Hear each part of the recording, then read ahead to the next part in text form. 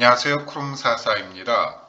현재 시간은 2022년 12월 5일 오전 6시 5분이고요. 현재 비트코인 가격은 17,082달러입니다. 17,082달러.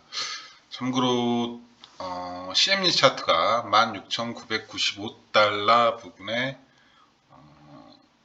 지난 토요일 오전에 마감을 했기 때문에 약간의 CME 갭 하락이 100달러 정도 오늘 있을 것 같고, 월요일하고 화요일날 비트코인 조정 오는 건 거의 국룰인 것 같아요. 최근 트렌드상.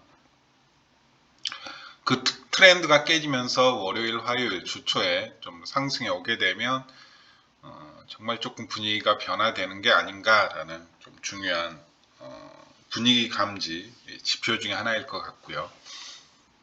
어쨌든 지금 큰 가격 변화 없이 토탈 차트 기준으로는 지난 해킹 사건으로 깨진 삼각수렴의 하단을 여전히 복귀하지 못한 채 저항을 받고 있는 모습이고요. 이제 어느새 토탈 차트 기준으로는 이제 여기가 매물대가 되니까 매물대 상단에 이제 얼마 남지 않은 가격대까지 오고 있는 상황입니다. 여기는 분명히 저항이 올 거예요. 직전에 반등했을 때 저항 자리이기도 하면서 여기 매물대는 지난 6개월 동안 쌓아놓은 매물대 하단 영역이다 보니까 결국 두 가지가 동시에 이루어져야 된다 그랬죠. 이 매물대 하단을 돌파함과 동시에 이 깨진 추세선 상단으로 다시 복귀를 해야겠고요. 비트코인도 마찬가지죠. 비트코인 차트 기준으로 따지면 이제 매물대가 18.8K, 18.9K 부근에 지난 6개월 동안 쌓여진 매물대가 있고요. 역시 18.8K, 18.9K 부근을 이 추세선 삼각수렴 빠진 추세선 하단에 복귀와 동시에 이 매물대까지 한꺼번에 조금 뚫어내는, 반드시 좀 장대 양봉으로 뚫어야지 이 매물대는 어그적 이렇게 올라가서는 분명히 저항에 막혀가지고 수익 실현 매물에 막혀가지고 다시 내려올 수밖에 없습니다. 사실상 현실적으로는. 그래서 결국 싸움은 12월 이제 초에 계획되어 있는 FOMC의 금리 발표, 그 다음에 CPI가 어떻게 나올지에 따라서 결정이 될 것 같아요. 뚫게 되면, 강하게 뚫게 장대 양봉으로 뚫게 되면 FOMC 금리와 CPI가 기대 이상으로 좋게 나와서 뚫리는 방법 정도밖에 없겠죠. 그래서 근데 유로존 물가 발표나 분위기 자체는 어느 정도 인플레이션이 조금은 고점을 찍고 진정세에 접어들지 않느냐라는 전망이 대부분이긴 한데, 그것이 매크로 지표에 대한 전망 자체는 정말 의미가 없습니다. 정말 의미가 없고요.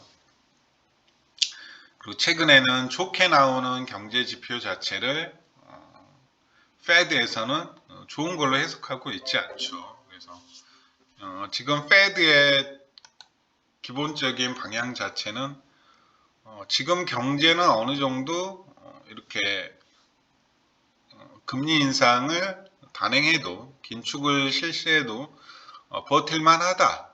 대표적으로 잡고 있는 게 실업률이죠. 실업률을 봤을 때 이건 이렇게 해서 금리를 계속 올린다라고 해서 경기 침체가 올 수준은 아니다.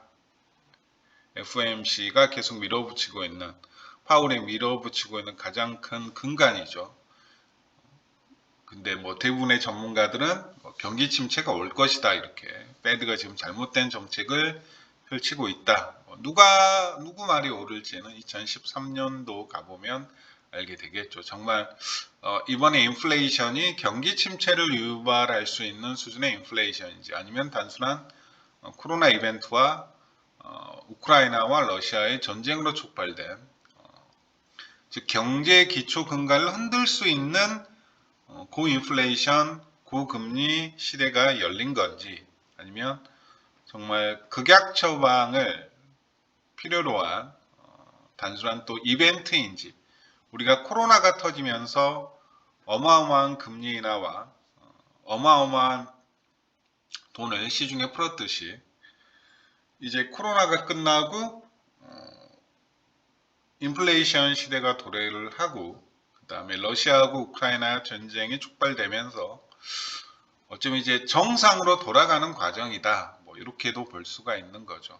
이건 뭐 리세션이 아니고 정상으로 돌아가는 과정이다. 그래서 제가 보기엔 가장 이렇게 좀 크게 봐야 될 부분이 오히려 저는 실업률인 것 같습니다. 실업률. 파월도 계속 실업률을 보고 있고 이게 인플레이션이 지속되는 상황에서 실업률까지 높아지면 정말 디프레션, 뭐 경기 침체로 가는 거고 지금처럼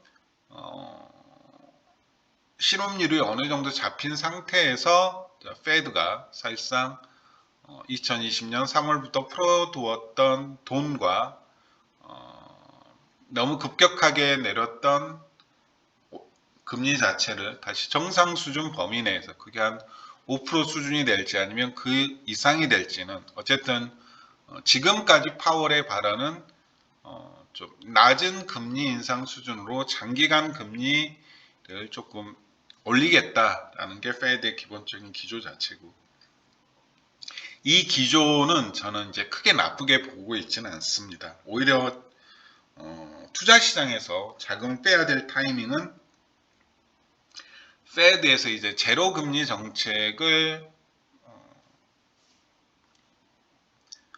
페드에서 이제 더 이상 금리 인상 정책을 포기하고 금리를 동결시키는 거에서 넘어서서 이제 금리를 인하하는 타이밍이 저는 이제 투자 시장에서 탈출해야 될 타이밍이라고 보고 있고요.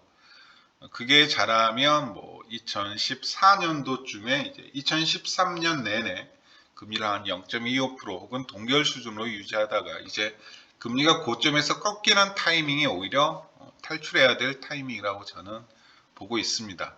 과거 사이클도 보통은 그랬고요. 그리고 다시 재진입 타이밍은 고점을 찍고 다시 바닥에서 횡보하는 타이밍이나 아니면 바닥에서 다시 턴어라운드 하는 타이밍이 다시 재매수 타이밍인 것 같아요. 그래서 일반적으로 금리 인하 혹은 금리 동결 나오게 되면 이제 시장에 들어가야 된다.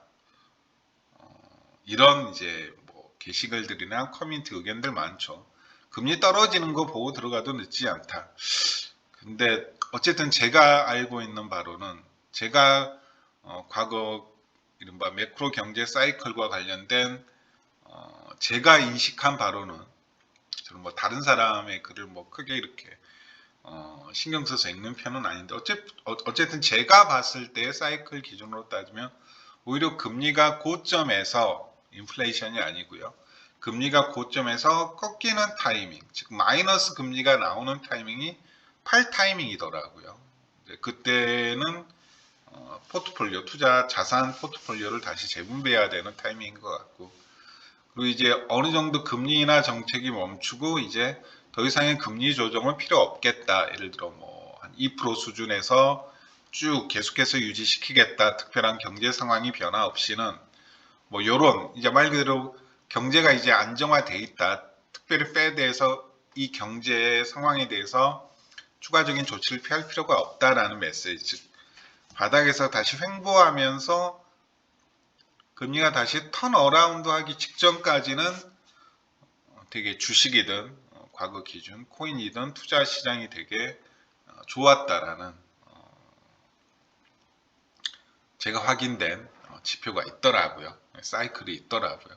그 부분은 뭐 실제 그럴지는 모르겠지만 그래서 너무 리세션에 대해서 휘둘리지는 않으셨으면 좋겠어요. 정말 리세션이 올지 안 올지는 아무도 모르는 겁니다. 리세션은 반드시 온다. 뭐 이렇게 아예 그냥 못을 박아두고 보시는 분들도 있긴 있던데 저는 뭐 다 열어둘 생각입니다. 뭐 코인도 마찬가지죠. 정말 반감기가 시작되는 2024년부터 본격적인 상승을 할 수 있는 거고 이미 반감기 새로운 시작을 위한 사이클을 위한 저점이 나오고 2023년부터 이제 본격적인 상승을 시작해서 24년에는 오히려 고점을 찍고 이제 모든 사람의 바람과는 반대로 떨어질 수도 있다라는 거.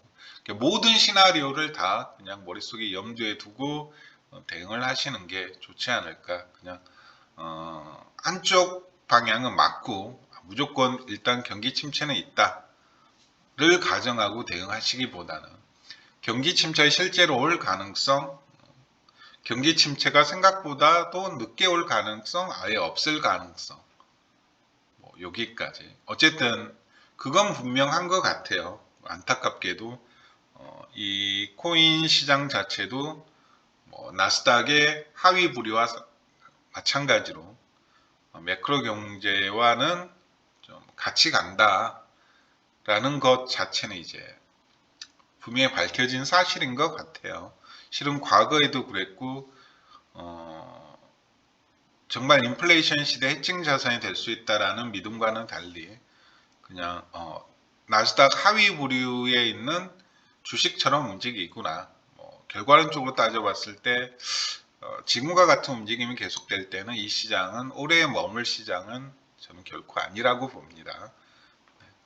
제가 한 1년 전에 계속해서 말씀드렸죠. 이 자산을 나스닥과 기존의 투자 자산과 같은 성격의 자산으로 보신다면 하루라도 빨리 이 시장을 떠나시라. 저는 이제 이 견해는 한 1년 전부터 밝혀왔던 것 같은데 반대로 이 시장이 기존의 투자 자산을 해칭할 수 있는 자산이라고 생각하시면 장기 관점에서 계속해서 뭐 수량을 늘리시면서 버티시고 사셔야 된다. 뭐 이렇게 두 가지를 항상 말씀드렸던 것 같은데 일단 지금까지 나온 거로는 해칭 자산도 아니고 심할 정도로 기존의 투자 시장에 영향을 많이 받는 그냥 그런 자산일 뿐이었죠. 유동성 수혜 자산이었죠. 수혜 자산. 유동성 해증 자산이 아니었고. 모르겠습니다. 아직 시간이 더 있어야 되고 시간이 더 시장이 더 성숙해야 되는 부분이 나올 때 정말 그렇게 될지 모르겠지만 정말 정부의 실패, 시장의 실패에 대한 대안으로서 사토시가 금융의 실패, 돈의 실패에 대한 대안으로서 사토시가 이 비트코인을 만들긴 했는데 이 비트코인을 만든 사토시의 비전이 정말로 몇 년 후에 혹은 몇십 년 후에 현실화 될지는 뭐 아무도 모르는 거죠. 저도 그걸 믿고 꽤나 많은 금액을 이 시장에 투자했지만 지금은 이제 어느 정도 의구심을 품고 있는 상황이고 사토시의 비전과 달리 이 시장은 조금 뭐 잘못된 방향으로 가고 있다. 뭐 이렇게 생각을 하고 있는 거죠, 기본적으로. 그래서 뭐 투자 금액을 많이 늘릴 수도 없는 상황이고 뭐 단적으로 뭐 주말 동안 업비트 올라가는 코인들 보면 뭐 이상한 코인들만 올라가고 있죠. 이상한 코인들만. 그래서 뭐 기술적 분석에서는 크게 뭐 말씀드릴 부분들은 다 말씀드렸고 그대로 유지가 되고 있고요. 뭐 비트코인도 이제 18.8K를 과연 어떻게 뚫어내느냐. 결국 성패는 안타깝게도 FOMC의 금리가 몇 프로로 발표될지, 그 다음에 CPI가 몇 프로로 발표될지에 따라서 즉 S&P와 나스닥 차트와 함께 움직이게 될 것이다. 계속 고민을 하셔야 돼요. 이 시장에 뭐 앞으로 뭐 세금 문제가 어떻게 될지 모르겠지만 계속해서 남아 있을 메리트가 있는가에 대한 부분. 결국 수많은 투자 시장이 있잖아요. 어떤 시장이 가장 큰 기회 비용이고 어떤 시장이 가장 이머징 마켓인가 를 꼭 생각을 하셔야 되겠고요. 이머징 마켓은 과거 기준으로 따지면 심지어 경기 침체 기간에도 계속해서 성장을 하더라고요. 뭐 흔히들 알기로는 이머징 마켓 자체는 경기 침체가 오게 되면 기존의 시장, 기존의 전통 시장보다 더 개박살이 날 것이다 이렇게 생각하시는 분들 많은데 오히려 이머징 마켓은 경기 침체가 오더라도 성장을 하더라고요. 그러면 과연 이 암호화폐 시장이 이머징 마켓인가라는 부분에 대한 건 조금 더 이제 생각을 해볼 여지가 있다라는 거죠. 저는 불과 작년 이맘때만 해도 이 시장이 이머징 마켓이다라는 부분에 있어서는 꽤나 강한 확신을 가지고 있었는데 어쨌든 1년간 이 시장이 보여준 과정 자체는 이머징 마켓이라고 보기엔 조금 힘든 구석이 없지 않아 있는 것 같기도 하고 이멀징 마켓으로 가기 위해 성숙되어지는 과정인 것 같기도 하고 뭔가 조금 아사모사하고 애매한 구석이 없잖아 있죠. 네, 그래서 오히려 그런 부분들이 이 시장의 미래를 결정하지 않을까. 단순히 특정 세력에 의해서 가격이 오르락내리락 하는 것보다 결국 큰 자금이 들어오기 위해서는 좀 그러한 내러티브가 형성이 돼야 되거든요. 이 시장은 아직 이멀징 마켓이고 성장할 여지가 많이 남아있다라는 사람들의 인식, 투자자들의 인식, 기관들의 인식, 큰손들의 인식이 있어야지 지속적으로 이 시장이 발전할 수 있지. 지금처럼 뭐 폰지 사기다, 폰지 사기의 또 다른 변형된 형태이다라는 인식이 사람들의 인식에서 강화될 때는 이 시장은 정말 뭐 끝이 좋지 않을 수밖에 없죠. 그래서 너무 이렇게 올인하지는 마셨으면 좋겠습니다. 뭐 토탈 차트도 큰 변화 없고요. 비트 차트도 큰 변화 없고 테더 차트인 경우에도 제가 이제 요 삼각 수렴으로 아래로 빠졌는데 일단 뭐 저항 테스트가 나올 것이다라고 했는데 두 번의 저항 테스트가 나왔죠. 이렇게 한 번이 나왔었고 그다음 주말간에 한 번이 또 나왔고요. 그래서 일단 저항 받은 모습은 되게 좋습니다. 그래서 아래로 빠질 확률이 저는 좀 더 높다라고 보고 있고요. 지금 상황에서는 즉 테더 도미넌스가 아래로 빠진다라는 건 비트코인과 알트코인의 상승이 예상할 수 있다라는 거죠. 이번 주. 좀 단기적으로는 이 추세가 뚫리면 조금 가격이 좋지는 않을 것 같고요. 장기적으로는 이 추세는 절대 죄송합니다. 이 추세는 절대 뚫리면 안 됩니다. 이 추세가 뭐 어떤 구간이 됐든 이 추세가 뚫리게 되면 좀 전액 현금화를 하시는 게 물론 이제 이 추세가 뚫리면서 비트코인이나 토탈 차트 상에서 중요한 가격대가 붕괴가 돼야겠죠. 그게 동시에 일어난다 그러면 좀 바닥에서 주신 분이나 아니면 최근 매수를 하신 분, 즉 이 구간대에서 매수를 하신 분은 좀 전액 현금화를 해야 되지 않을까라는 생각을 하고 있고요.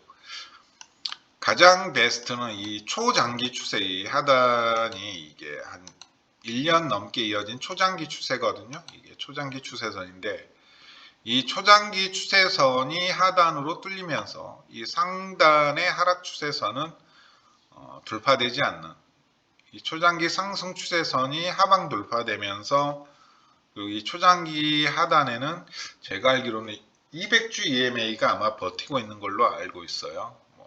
테더 도미넌스 상에서 이 평선을 봐야 될지는 조금 논란의 여지가 있긴 하지만 결국 비트코인 초상승 시나리오는 요 테더 도미넌스의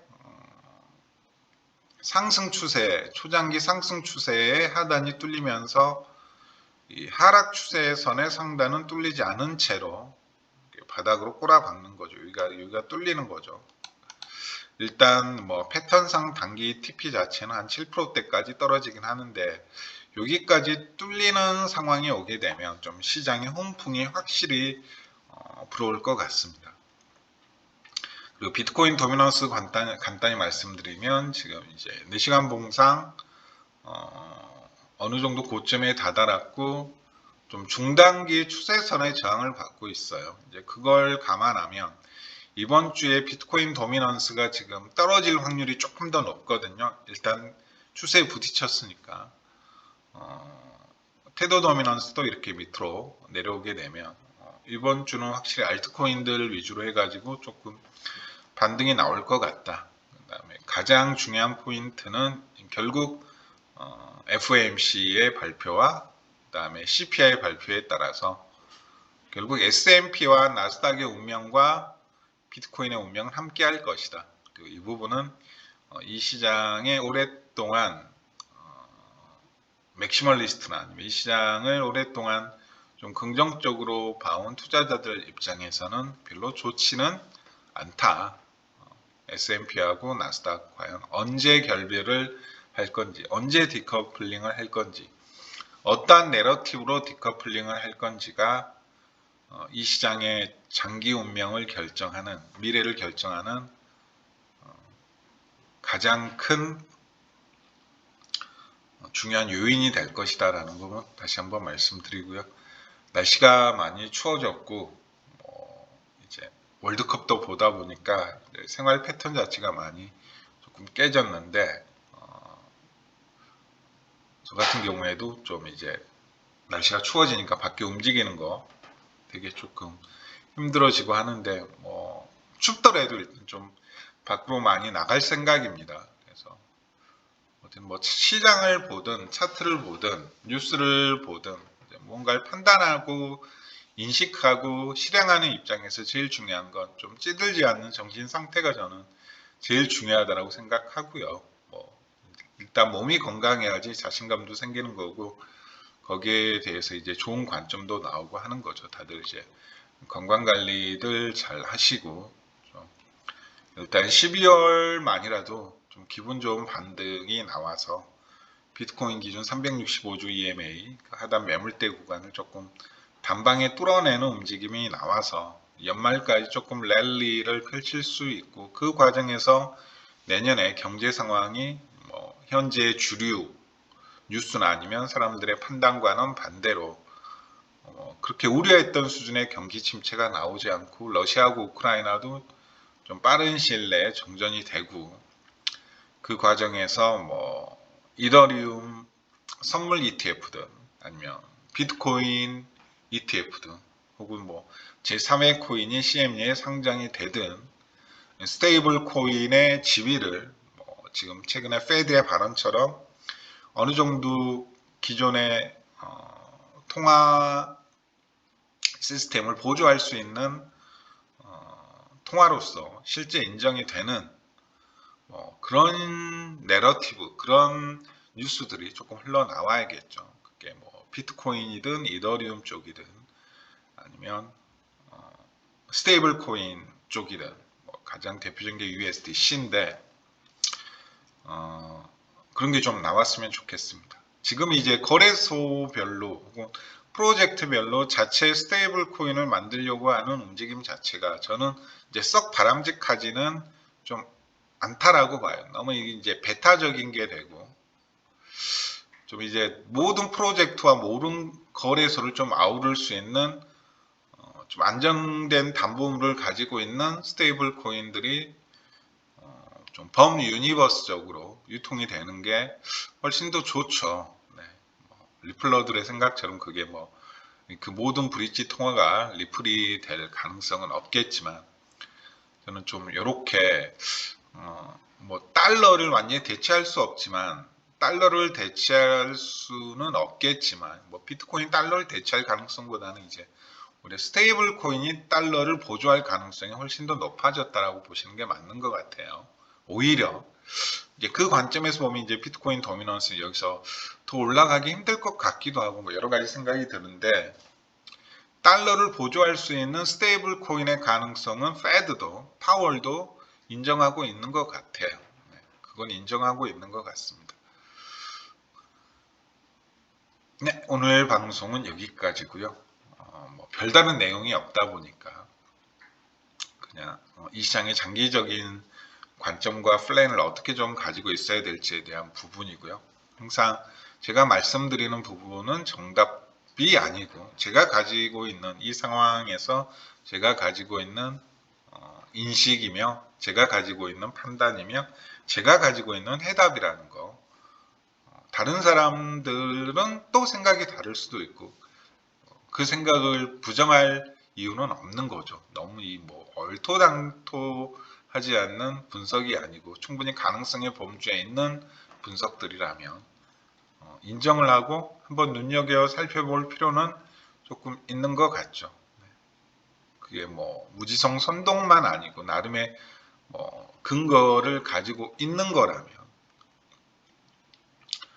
그리고 특별히 온체인상 위험한 물량이 들어왔다거나 최근에 이제 채굴자들의 매도도 거의 이제 최고치에 달하다 보니까 다시 한번 좀 올라갈 타이밍을 보고 있는 거 아니냐. 즉 지금 채굴자들이 이제 컵슐레이션에서 다시 이제 채굴을 본격적으로 시장을 해서 컵슐레이션이 깨져 상황에서 다시 한번 2차 캡슐레이션, 바닥에서 2차 캡슐레이션 나오기 직전에 어쨌든 차트가 17,000달러까지 반등을 했거든요. 이제 캡슐레이션 나오기 직전에 반등을 했어요. 그리고 이 채굴자들을 보호해야 되는 부분은 계속해서 이제 아마 이 비트코인에 있어서 풀어야 될 난제가 될 것이다. 그 관점에서 보면 이제 비탈릭이 여전히 활발한 활동을 하고 있는 이더리움이나 한 달에도 그 수많은 국가들을 돌아다니면서 발품팔이를 하면서 영업을 뛰고 있는 바이낸스의 미래는 저는 좀 밝을 거다. 그런 관점에서 이더리움과 BNB의 미래는 밝을 수밖에 저는 없을 거라고 보고 있고요. 최근에 BSC 해킹 관련 이슈는 계속해서 터지고 있는 부분이 좀 불안한 부분이긴 한데, 어쨌든 장펑자오 보면 정말 이제 열심히 뛰고 있죠. 최근에 보면 일본 거래소 인수하는 것부터 해서 중앙아시아에서 계속해서 새로운 거래소를 설립하려는 움직임이나, 그건 우리나라에서도 마찬가지고, 제가 과거에서도 계속 말씀드렸지만 장펑자오도 결국 좀 우리나라의 직영거래소를 한번 만들려고 하는 목표 자체는 분명히 있는 것 같아요. 근데 최근에 이제 루나 사태, FTX 사태가 터지면서 아마 부산 지금 박형준 시장인가요? 지금 많이 좀 쫄아 있더라고요. 이걸 적극적으로 유치해야 된다라는 관점에서 지금은 살짝 유보하고 있는 상황, 조금 그런 느낌으로 바뀐 것 같아요. 저 같은 경우는 부산보다도 조금 제주도에 만들면 좀 좋겠다라는 생각도 하고 있는데, 제주도가 이제 어쨌든 좀 특별 경제 구역이다 보니까 그래서 어쨌든 열심히 뛰고 있는 것 같아요. 제일 중요한 게 이 시장에 대한 저변을 확대하고 어쨌든 암호화폐를 사용하는, 암호화폐를 좀 친숙하게 받아들이는 사람들의 수와 인구들의 수와 또 이제 제2의 부켈레, 제2의 제3의 부켈레, 제4의 제5의 부켈레가 아프리카에서, 남미에서, 그리고 중앙아시아에서, 동유럽에서 나오는 게 중요하거든요. 그래야지 이제 인식들이 달라지는 거고, 이 시장을 바라보는 이제 전통 투자자들의 인식도 달라지는 거죠. 이게 폰지 사기가 아니라 정말 또 다른 대안이 될 수 있는 상품이 될 수도 있겠구나. 그리고 그 생각들이 모아지면 결국 차트가 올라가는 거죠.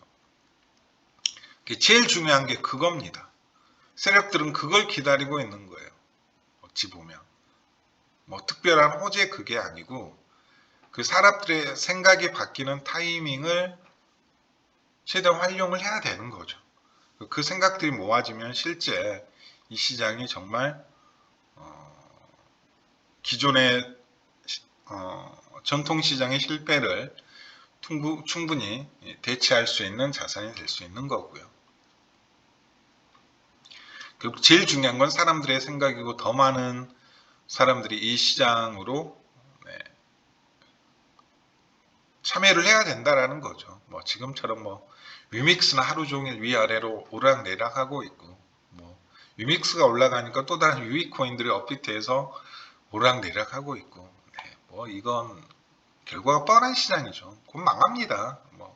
계속 이런 상태로 가면 진짜 어디 그냥 단기로 그냥 와서 꿀날 빨고 떠나겠다는 사람들만 몰려드는 거죠. 그냥 오로지 마지막 상패비면 한 방 그냥 먹겠다라는 사람들만 몰려드는 거죠. 이게 미래가 결코 좋을 시장은 아니잖아요. 누가 봐도 그냥 단물 쪽 빠지면 언제든 제로로 수렴할 시장이라는 거죠. 최근에 좀 업비트 차트는 그냥 보기가 싫죠. 오늘 방송은 딱 30분 여기까지고요. 새벽에 좀 건조하고 날씨도 추운 상태에서 녹화를 하다 보니까 목 상태가 많이 좋지 않은 점은 좀 이해 부탁드리고요. 내일 아침에 좀 따뜻한 물이라도, 둥글레차라도 좀 먹고 녹화를 하는 형태로 하겠습니다. 어쨌든 좀 큰 변화가 오게 되면 매일 조금 시황 영상을 새벽에 올리려고 하는데 최근에는 이제 옆으로만 계속 빼고 있다 보니까 지난 3일간의 움직임이 요 정도 수준밖에 안 되니까 말씀드릴 내용은 없네요. 네. 그냥 테더 도미넌스 차트만 보시더라도 여기서 위아래로 그냥 움직이고 있으니까 더 말씀드릴 부분은 없어서 오늘은 좀 이런저런 시장에 대한 기존에 제가 가지고 있었던 생각들과 지금의 생각들을 말씀드렸습니다. 자, 건강한 한 주 되셨으면 고맙겠습니다. 조금 도움이 되셨다면 구독, 좋아요 눌러주시면 제가 다음 영상을 올리는데 더욱더 도움이 될 것 같습니다. 네, 감사합니다.